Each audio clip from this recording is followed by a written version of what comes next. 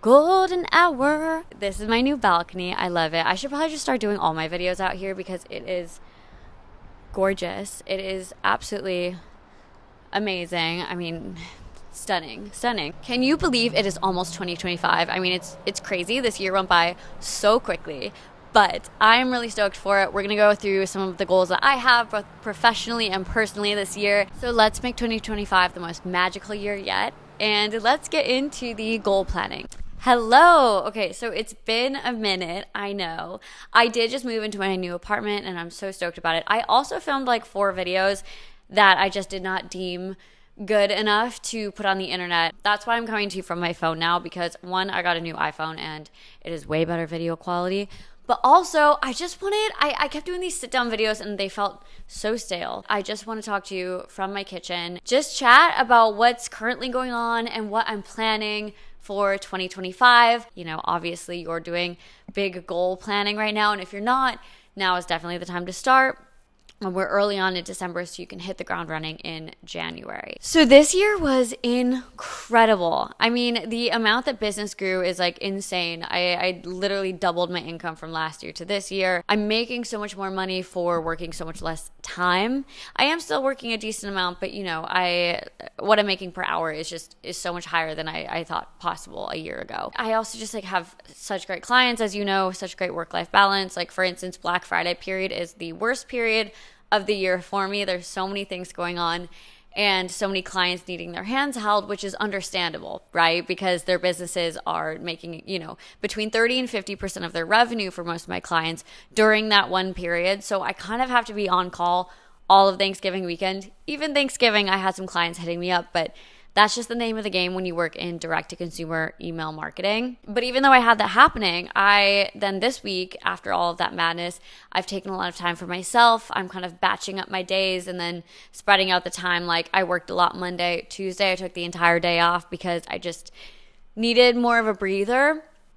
And, you know, I'm able to do that because I'm a consultant and I can manage my time however I want. But I want to put this on the internet so that I have to hold myself accountable for all of these goals. And hopefully it inspires you guys as well, like I said, as you're in this process of creating goals for yourself. All right, let's get into it. Got my coffee here and we are sitting on the ground because honestly right now it feels like the vibe, although this pillow is, there we go. Now it's all fixed. Oh my God, I was talking without my mic. Had to turn my mic back on. Does that sound better? I am looking at my laptop, so I apologize if you see me looking down at all, which by the way, I kind of wish I would have bought a new laptop during Black Friday. My friend Kat just got one of the new MacBook Airs for $600 during Black Friday, which is insane. And I need to remember that for next year. The first topic I want to talk about is my agency and the growth that I need to experience in this next year. As you know, this first year, it was just me. I started it last year. It was kind of building. This year, it's been in full bloom, but it's just been me, which means like it's been great, but I'm definitely maxing out right now how many hours I want to work and therefore maxing like the potential of income right now because like I said, I'm always kind of figuring out ways to negotiate higher contracts, but at some point you just need to start hiring people under you so that you can scale and make even more money and take on more accounts. That brings me to my first point. I want to hire someone. That is the scariest thing in the world, but you know, it's at the point where I have to, and I think what I'm going to do is probably hire a designer first and then a copywriter second. I probably should have a project manager, but I think I'm a little too anal right now still with managing all the projects and like making, like I kind of want to do that right now. But what I could have help with is having a designer. And so I think it's going to be really valuable for me to hand off the design and the copywriting because I need to be focused on client management and the relationship building there. I need to be focused on the project management. And then I also need to still be putting in all of the theory and analysis into the email and SMS campaigns. I always just say email, but I do SMS as well. And I need other people to take care of the creative that kind of goes off of my strategy. First would be a designer, then a copywriter. But what I should have actually had as point one is I need to start an LLC. I absolutely need an LLC because right now I am an independent contractor, which is not good. 1, for taxes, 2, for legal liabilities. It's just been something I've been putting off, but it's literally like $500 to create one, probably at the end of this month actually, because I want to start billing from my LLC come January 1st, because that makes my tax filing a lot easier if it just starts at the start of the year. The last thing I want to do with my agency is revamp my website. I'm a huge proponent on here about having a really nice Upwork profile or website or whatever, keeping your portfolios up to date.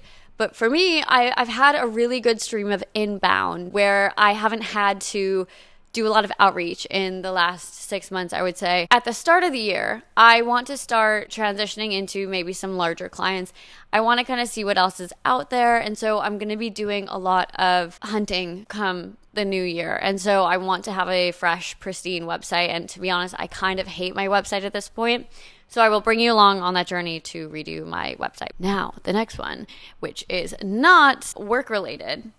And let me get a little closer up for this one. Relationships. I spent a lot of this last year traveling, as you may know. I've been in LA now for like 3 months, but before that I was traveling a lot. I'm pretty good at long distance friendships, but I've just can definitely do better, especially now that I'm around more of my friends in LA. So I just really want to nurture and deepen my current relationships. The next thing is make 5 new good friends. That sounds like a lot, but honestly, I think it's super doable because I went on a Bumble BFF date maybe like 2 months ago now, and we've been hanging out quite a few times. I really like her, and I'm so happy that my first Bumble BFF date was a success, because I think if it wasn't, I probably would have never done it again. So yeah, I think that like I'm just going to keep swiping on there, and I'll meet 4 more people that I really like. I guess if this is for 2025, that girl doesn't count. Anyway, I'm really enjoying Bumble BFF. It's not as weird or as scary as you would think. I just want to meet new people in LA. Like, I have so many amazing people in my life who I have been friends with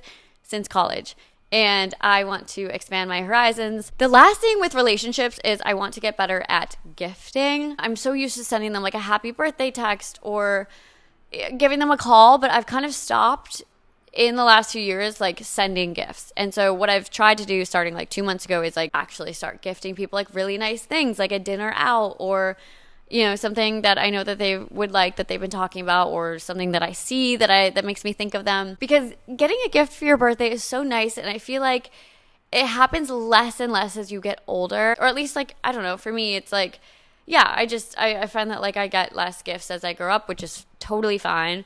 But I kind of want to, you know, give a little bit extra sparkle to people's day. So that is my last thing that I want to do for a relationship. Okay, the next one is going to be health. And with my health, I feel like generally I'm very healthy. I eat plant-based and like a lot of veggies all the time. I work out a lot. I definitely lost some of my consistency with working out while traveling so much this last year. I'm less in shape this year, even though I do feel like, you know, I do work out a fair amount, but now in the new year, I want to work out 5 days a week consistently and have a good routine there. The next thing is walking 6 days a week. I always have to go on a walk after my work day. I do like honestly an hour to an hour and a half because I just need sunshine. I need to clear my head. It is just vital. If I'm not getting in like my daily walks in, oh my God, I'm so much worse of a person. Okay, now one thing I forgot to write down is I've been working a lot on getting more sleep. I think literally until this last year, I would get consistently like 5 hours of sleep a night, and I loved that. Like, I just want to get the most out of life, and I honestly hate sleeping. I hate it. I just feel like it's a waste of time, which I know it's not. And as I'm getting older, you know, I'm 27 now, I need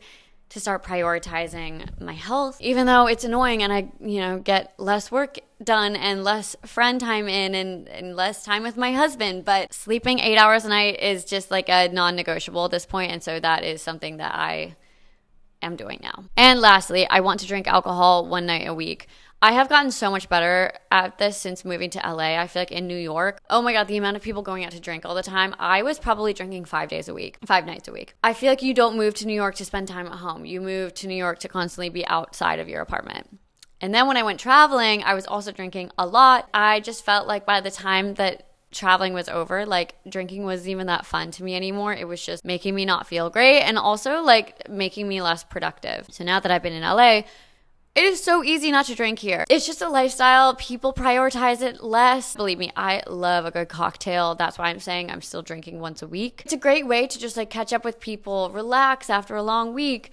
But that's kind of the extent of it. It's 1 night a week, and it's not going to be on a work night because I want to be as on it as I can for all my clients. Next, let's talk about money. I want to start tracking all of my spending. I'm not great at tracking my spending. I have started in a Notion doc doing it. It's a little jarring because I think, when you start tracking it, you realize a lot of things like Uber costs catch up to you. I do have a new car now, but I still Uber a lot, I guess. All those little things, coffees, Ubers, like they add up. It's seeing them all on the paper that you're like, oh my God, right, okay. So I wanted to start tracking all of my spending and, get a clear idea of where maybe I can cut down and maybe where I can invest more, and I don't know. And then with that, my next point is I want to create a monthly budget, a consistent budget of like, these are the things that I need to be spending money on, and this is what I need to be saving. And the last thing is continue learning about investing.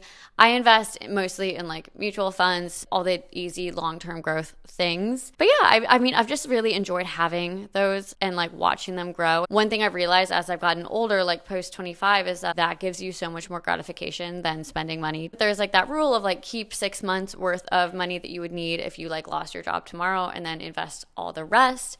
And then also, in terms of long-term and short-term investment strategies, they always say, or at least like this is what I've heard, and I think it's a good strategy, take the number 100, subtract your age, and that is the percent that you should be putting into long-term versus short-term. So in terms of a long-term mutual fund like the S&P 500, if you take 100, subtract 27, that would give you 73. So 73% of my investment money should be going to long-term strategies. That 27% can be going into more short-term, lower growth places that are still good to have, because you don't want to put everything in that long-term strategy in case when you need money at a certain point and the market is down. All that to say, I want to get even better at investing and continue learning all the time about that, because I think it is a vital part of getting older and super important as a freelancer, because no one's opening up a 401k for you. You have to open up your own IRA and, be on that yourself. The last thing I want to talk to you about is YouTube. What we're doing right now. What I would love is for by the end of 2025 to have 5,000 subscribers. I think that that's super doable. I'm less than 1,000 right now. I've got 600. I do always want to keep being more and more consistent. And I think that I am sharing a lot of value. Like I said, I love what I do. I think I'm very knowledgeable about it. I think that we're creating a good community here. My other thing is I would love to get monetized. I think that I can definitely do that by the end of 2025. And then the last thing is post 2 videos a week. So in order to get to 5K subscribers and enable to get monetized, I should have just started with post 2 videos a week. I think it's doable, and when it's not a crazy period like it's been in the last 2 months, I can totally fit it in. So anyway, 2 videos a week is what you can expect. I hope maybe on some weeks it'll be 1, but we'll see. Those are kind of all the things that I'm looking forward to for 2025 and that I really want to stay consistent with. I would love to know what you guys are planning. Like I said, comment below, message me. I just think 2025 is a really promising year. I've heard someone say that it's like a sci-fi year, like it feels like a not real year, but that's good. Let's make it a not real year by exceeding literally every limitation we have in our minds, because you can't really do anything crazy unless you attempt to do the crazy. 2 years ago, exactly, pretty much, when I was leaving my job to start this right now one-person agency, it felt insane. And I had a lot of hope for myself, but I also had some very natural self-doubt. And I look at that young 25-year-old and my heart goes out to her because she was so lost, and I really do feel so found now. And anyway, so if you're watching this and you feel kind of lost right now, it's always about putting in one more step every day and getting closer to that dream. And I promise it'll work out for you if you just put in the time and the effort and the positive mindset. So much of it comes back to mindset, getting in flow with the universe. And I know people roll their eyes at that, but I'm a firm believer. I'm a firm believer, because every time I've tried to really set my sights on things that, like I said, felt impossible, I've been rewarded, and I think you will too. And I can't wait to go into 2025 together. And I just love you guys so much. Thank you for tuning in, and goodbye.